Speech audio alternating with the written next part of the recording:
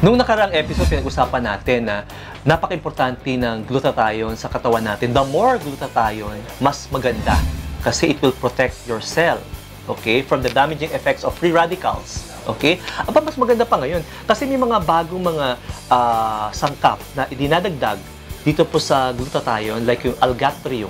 It's a natural ingredient na DHA. Ano ba yung DHA? Ito po ang the highest form of omega-3 fatty acid. Ano ginagawa itong algatrium? It potentiates, it hastens, it enhance the whitening effect of glutathione. Di ba? Side effect na nga lang actually yung glutathione eh. Di ba? Ang good effect ito, antioxidant ito. Master antioxidant.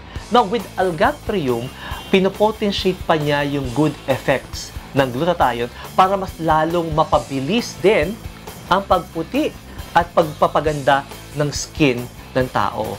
Nung January, nag-umpisa ako uminom with algatrium, mas lalo pa talaga, sobra ako na mangha, mas mabilis talagang pumuti yung aking skin. At napakaganda. Lahat na makakita ng mga tao, Dok, anong ginagamit mo? Sabi ko, yun ang sekreto ko. No? Glutathione plus algatrium para mas maging maganda pa yung aking skin. Sabi ko nga, ang daming damaging effects ng sunlight sa panahon na ito na lahat ng tao po ay talagang on the gaga sa pagpunta sa mga resorts, sa mga beaches. Importante pa rin po pangalagaan po natin ang ating skin.